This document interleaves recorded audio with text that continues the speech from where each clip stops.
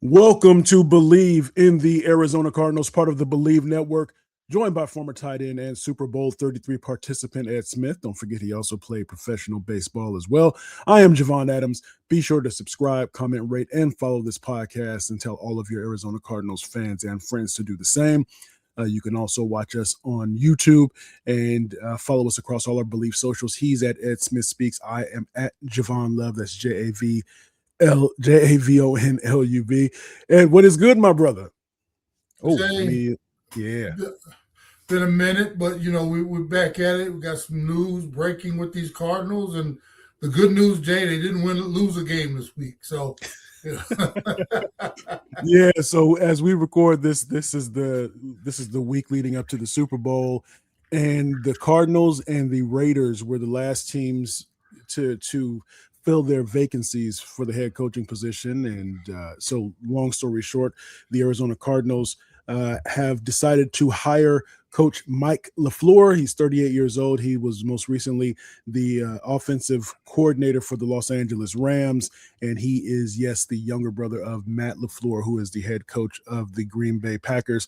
And so I have some things to kind of share with I'm sure you know this now, but also with some of the listeners and the viewers about LaFleur, and then some questions that are definitely going to be some pressing needs, some pressing questions to be answered, and only time will tell about that. But just on its surface, how does the hiring of Mike LaFleur, what was your reaction to that?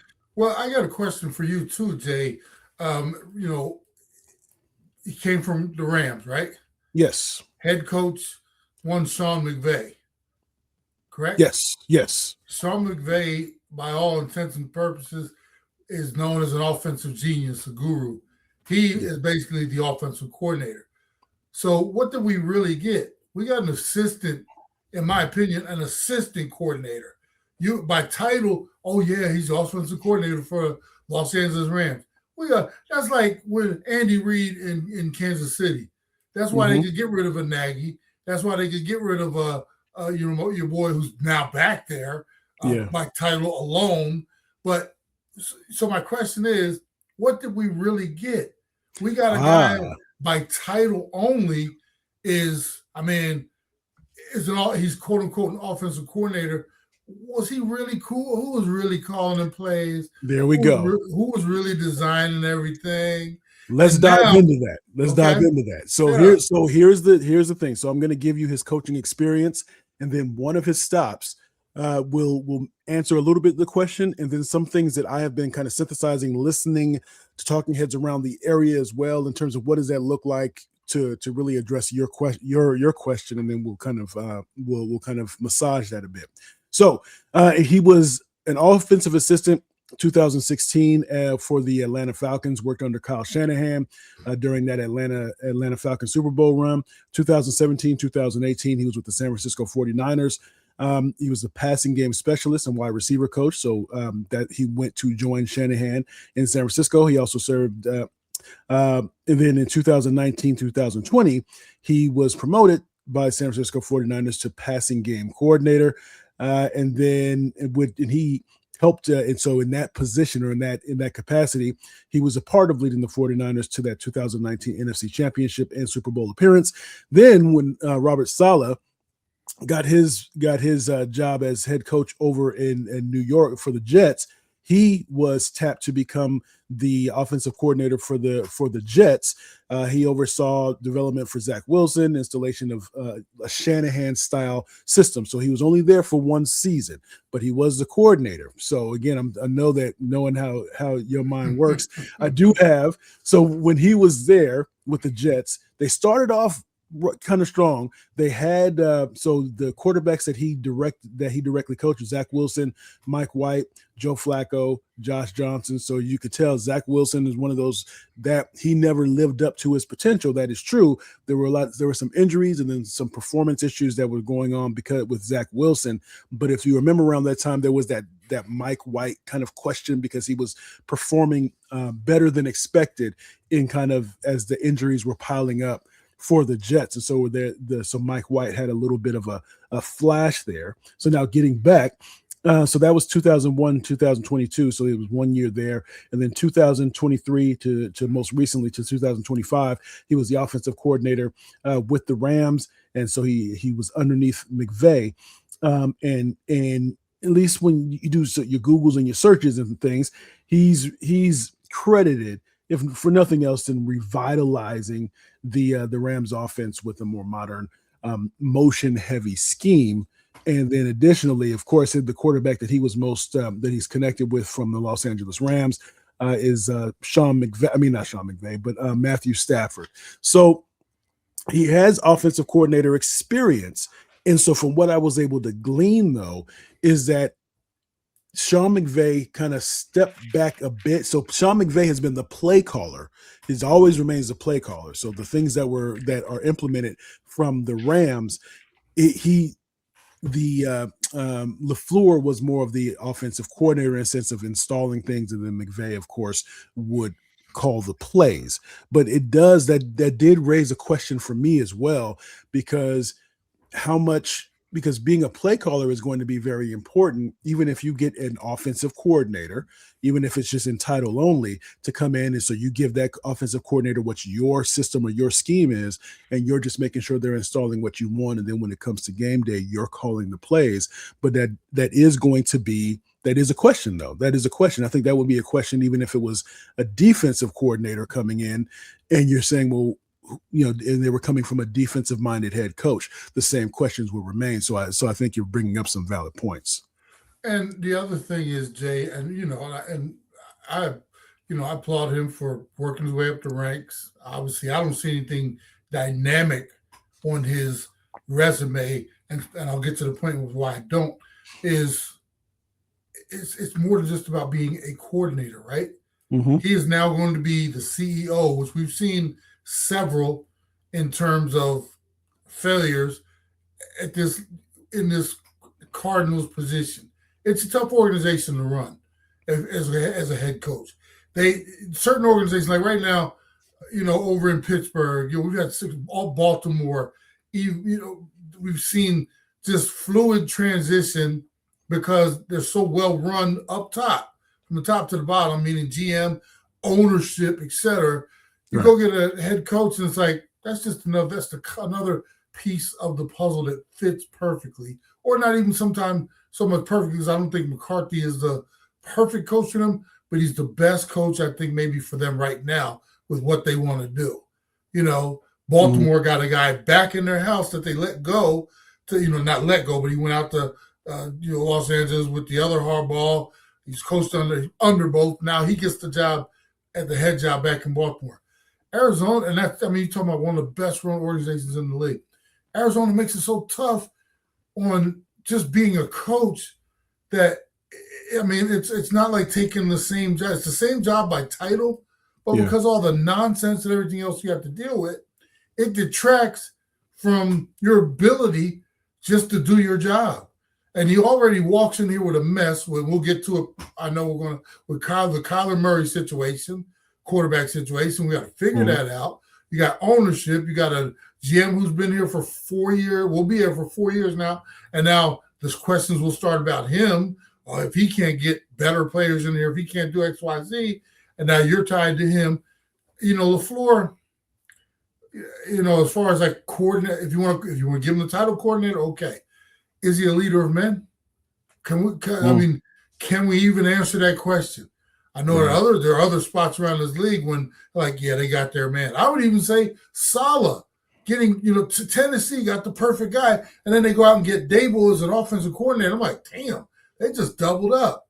What have we done? We got a guy who's, I guess, a coordinator by title, limited experience. Is he a leader of men? I don't know. We'll all wait to be seen. And I'm not trying to rain on the parade. I'm just saying, if you continue to do, what's the definition of insanity, Jay? You continue doing the same thing over and over again, expecting different results. Yes. And then in 3 or 4 years, we'll be, golly, this was a mess, or just didn't work out the way we thought. Hey, let's go try it again. For me, and it's tough because there were so many jobs that opened up this year, and not just jobs, quality jobs that everybody was stammering for. That the Cardinals, is there Is there a surprise that we were the last team out of 10 to hire a head coach? No, because this was everybody's, yeah, I'll take a look if something else doesn't work out. You know, it just, here we are again. Like if we were to ask our fans, like our fan base, how excited are you from on a scale of 1 to 10 on our hire? I'm also gonna be like, well, first of all, who is he? I guess I'm a little excited, 5, 6. I don't, we'll see. Yeah. But that's where I'm standing right now. So believe in the Arizona Cardinals. He's Ed Smith. I'm Javon Adams. So before I get into kind of some of my thoughts here, just when you're talking about what is he, what's his philosophy, that type of thing. So it seems like what his style is. He's kind of supposed to be known for being detail oriented, more of kind of a West Coast offense. When you think about, without getting into the whole crazy buildup of being that he was in the same room as Sean McVay, but that because he's been worked under Shanahan and McVay, you would think that hopefully he's been able to synthesize, especially having had an offensive coordinator position and then having to then going back and then working under a coach like McVay. He has kind of more of a West Coast oriented type of approach. Focus on a lot of rhythm, spacing, a lot of movement, which if you think about it, when being more motion oriented coming from Shanahan initially, so being with him for so many years, you see a lot of that when it comes to Shanahan's offenses. They're going to keep you guessing, and they're you might see the same look, but see something different out of it every time in terms of what they give you. So there's that. Yes. Okay. You're talking about what he does, right? Right. He's at Stafford. Some other quarterbacks I look on this year. Flacco. He runs a Shanahan style offense. We know that even up in San Fran, Purdy. What do they like to do? A lot of under center, right? Yes. Constantly under center. Yes. So you can do the motions, so you can do the play action, right? Right. One of his first things he's going to have to solve, or the organization is going to have to solve, is one, can we do that with Murray? Does he want to do that? Can we force him to do that? And if you force anybody to do anything, how happy is he going to be doing it? Or do we have to start from scratch because we have zero quarterback here? Do we, start with our man, backing up and bridge, and go from there? So right off the bat, he's coming into a situation with quote unquote a franchise quarterback who not just getting paid this year, 2026, they owe him money, guaranteed money in 2027.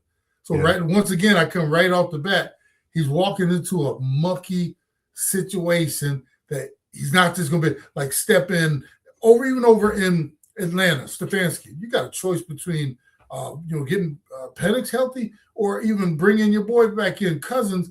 Either way, you got a viable situation there. He's starting off already behind the 8 ball. I didn't mean to interrupt you. It's just, I'm just thinking of these things as you're talking. I'm just like, it sounds great, but he's walking into just. It is not the best case scenario for sure. And that's one of the things that makes me wonder in terms of listening as well is that going into the interview process, what were those conversations like with the various candidates? Did they sometimes it's the woman that says I can fix them, and so were coaches coming in and saying you just give me Kyler, I can fix them, or are you because you have experience, maybe you have because your brother is in the league, are you getting is somebody giving you suggestions or recommendations to say, no matter what you do, make sure that you have control over whatever this area is, because otherwise you're beholden to the GM saying, well, no, we decided to stick with Kyler, even though the relationship seems to have reached its conclusion, or to be able to have input on what type of quarterback you want to bring in that will allow you to coach up and find somebody that fits your scheme a little bit more. That's the question. And along those lines, what I was going to ask you is being able to fill out your staff is important as well. When you're the second to last, the third to last, being able to try to fill that, I never thought about it 4 or 5 years ago. I just never thought about it. Oh, you got the coach, you got who are the coordinators, but then everybody else. This year was the offensive line coach that was gone, and we saw how important that was. But more specifically, I think with LaFleur, the same way that when McVay came in, what did he have? He had Phillips, I want to say, right? He had the former. Yeah, so that was his defensive coordinator. So it allowed McVay to get his feet wet in terms of being a head coach, being the offensive coordinator, being a play caller, all those things that took some off his plate. And then once he was comfortable enough, then he said, okay, thank you very much for your time. I'll take over this now. I know what I'm doing. I feel comfortable enough. Who's going to be his defensive coordinator, or will it be similar to the previous regime where everybody was bright-eyed and bushy-tailed, everybody was experiencing all these things for the first time, whether it was offensive, defensive coordinator, special teams coordinator? Great point. And another factor too, Jay, believe it or not, is where he landed and where he came from. He's had some ties to San Fran. He's had some ties, obviously, just leaving the Rams. Do you think he can pick up a phone and call McVay now that he's enemy number one? Yeah. And hey, Sean, I need a little advice. So, hey, who's that on the line? Nah, I tell him I'm busy. I ain't got nothing to do with that right now. So he's already starting once again. Like if he was over in Miami with the Dolphins, that's so far away, another conference, another coast. Hey, you're direct competition now. I don't even know you. You're my brother, but all bets aside now. And as far as you bring up a great point, when you're one thing, if you had 5 head coaching hires this year, that means 5 call coordinators for offense, defense, gone, special teams. You've had 10 hirings this year. You know what that's like, Jay? That's like going to a buffet and finding out they've shut the kitchen down and you're the last person to get there. That means you get whatever left over. The kitchen's shut down. Y'all got any more orange chicken? No, the kitchen is shut down. Hey, y'all got any more, the broccoli and beef? No, the kitchen is shut down. So you got to take whatever scraps are left. Yeah. And that does mean giving some guys their first opportunity, maybe trying to repurpose an old dude that's out there. You don't get the fresh young and the wily old because that's all been picked through. Or also thinking about how much you have for your staff, right? Because it's one thing because he signed a 5-year deal, and so it's one thing to be able to say I'm getting my money, but if they trying to bring you in for just you're the new director of marketing, they're trying to bring you in like you an entry level position. No. I'm not taking that. I'll just stay back where I was and just worry about the next hiring cycle and see if somebody brings me up or tries to promote me.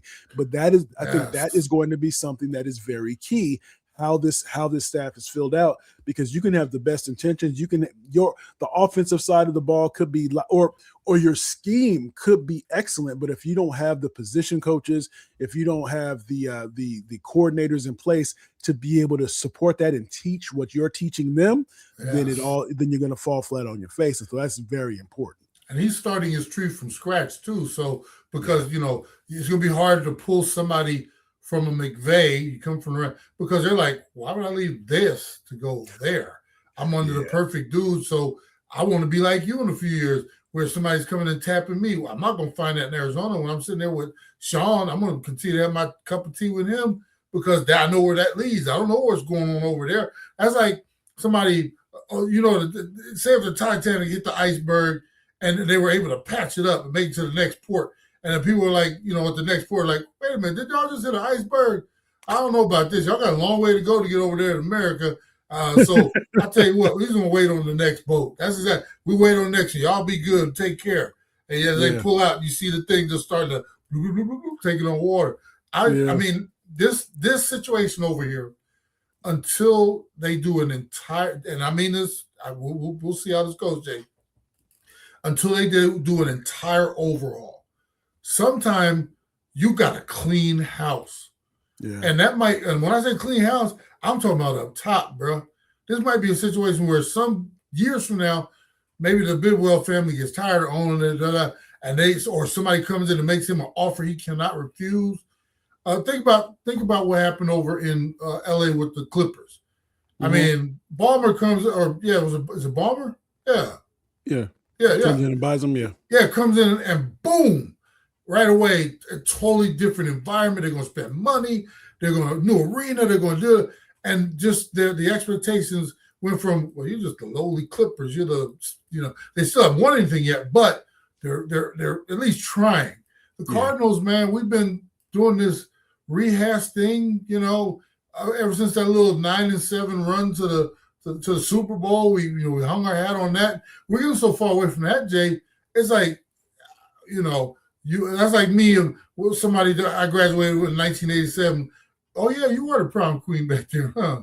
It was like, wow, long way from the prom, 1987. We're getting further and further away from that little victory and that run we had that you can't even remember it. And I do think, man, at some point, you got to quit trying this Band-Aid stuff, and we'll see. Like I said, I don't want to poo-poo it. So we had to hire somebody, right? So maybe LaFleur is the guy. We will see. It's to take another couple of examples there, a couple of phrases or sayings that I've come across. One is you don't get your shoulds, you get your musts.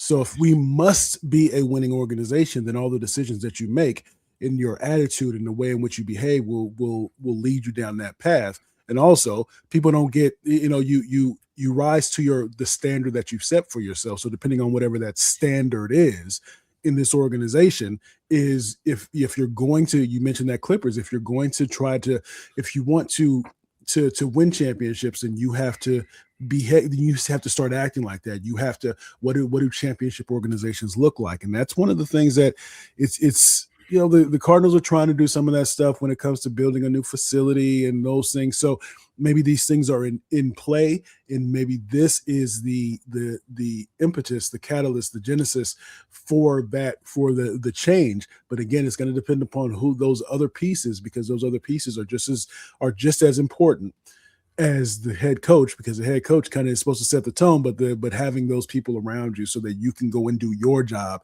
and not have to worry about you walking out of a room and those coaches aren't able to clearly communicate your vision and to execute based upon what you believe, how you believe a team should be. Kind of like Salah. I mean, that organization was doomed from the start.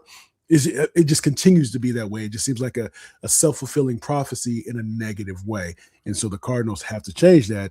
And will LaFleur be the change? We'll see. But it's all going to depend upon the quarterback, the coach, the staff, how those things are filled out. One last example: if you ever known anybody to restore a car, like whatever, their dream car was like a 68 Chevy or whatever. They were like, man, I went and I had to do it. You ever had anybody do that? Yeah. Right? Okay. What's the first thing you got to do, Jay? You got to check the engine.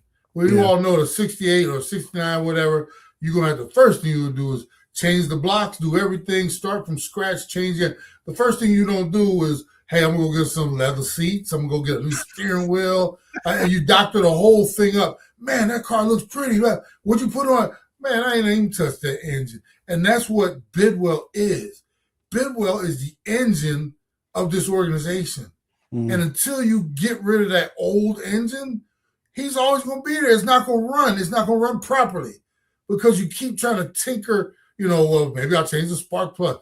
We always, in my opinion, and because, people show you who they are. You always say, one of your favorite sayings, people try to show you who they are. What do you always say, Jay? Believe them. Believe them. Believe them, yeah. We know what Bidwell is. We know what kind of owner he is. He's meddling. He doesn't like to spend money. He likes to take the cheap way, the quick way, to this, to that. And how many Super Bowl titles or how many owners have you heard that's who he is? But I'll tell you what, they run a great organization. Nah, it's always the exact opposite. So until he either makes a change, which I don't see happening, he's going to be him. He's going to make his money. Until we see different from him, in my opinion, and that's all we're doing is giving our opinion, it's going to be the same old coach, new head coach, swimming uphill against the current with limited resources and more questions than answers at every level because, like I say, he's fighting a losing battle. And that's because you don't or cannot change the engine. In this situation, ownership is ownership. You can't. One thing you can't fire is an owner. Well, let's say we've seen him get kicked out before, but then you'd have to do something awful egregious. Until that happens, he's going to be the owner, and you're always fighting against that. So anything you do now, if you can turn this into something like a LA Rams, man, you coach of the year. You taking turns. Or even in San Francisco, because the reason I interrupted you there because San Francisco, Shanahan and Lynch, they kind of Lynch is the hierarchy is Shanahan is above Lynch. I don't care what you say. But if you have to have a good relationship with that GM coach relationship, even if the owner is what the owner is, right? What can we do?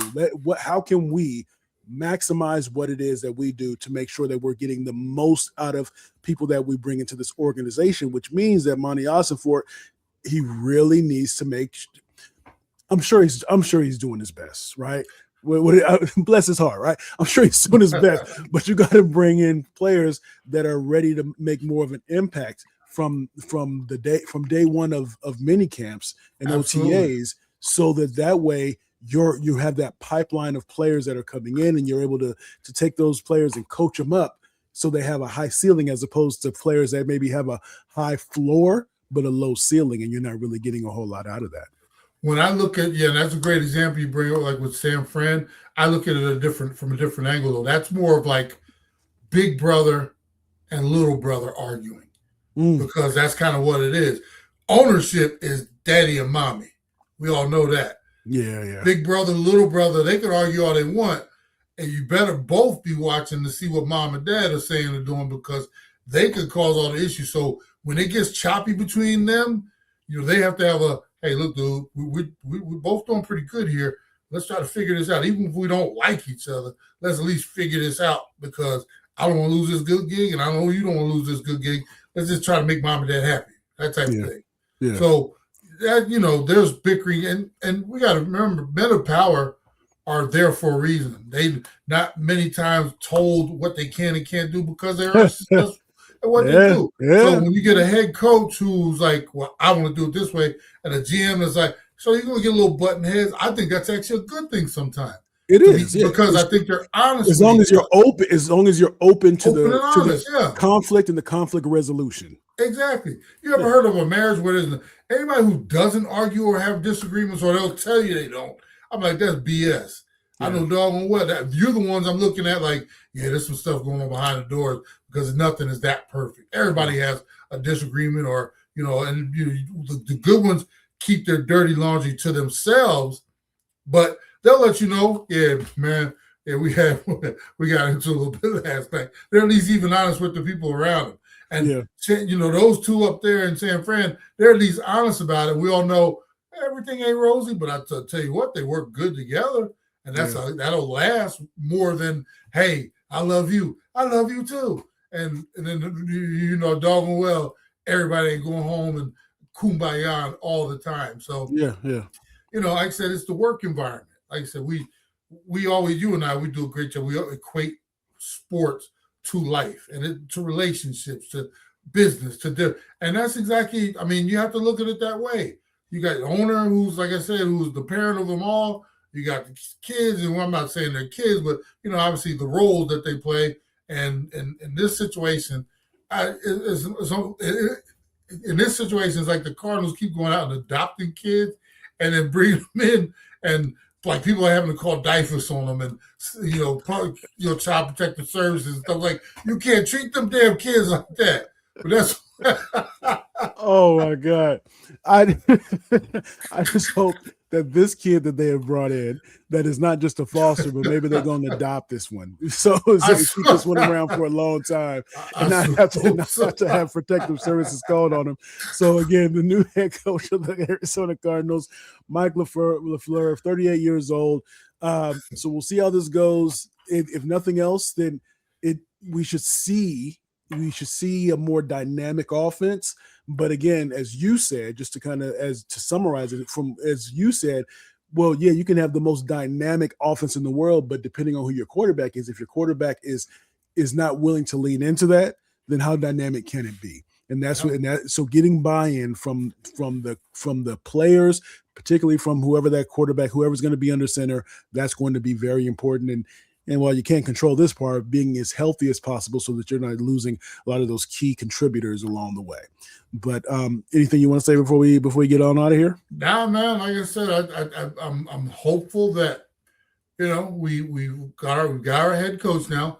We'll be keeping an eye on his staff. Let's make sure we keep an eye on that, and then obviously always monitoring what's being set up top, and what the new plan is and what they're going to do with Mert. I mean, we got so many questions that have to be answered, and you hate to, come into the season already like, well, okay, what are they going to do? But that's the Cardinals. They make us wonder, and we'll see. Like I said, it could be a bumpy road. It could be LaFleur for president in a couple of years. We don't know. It's just going to be interesting to see. We're going to have a front row seat, Jay. Yes, indeed. So on behalf of the one and only Ed Easy Smith, I am Javon J. Love Adams. We do this thing in the off seasons, but we'll be hitting you regularly enough for sure. But make sure you tell a friend about what we have going on here. And as we always like to say around this time, you can.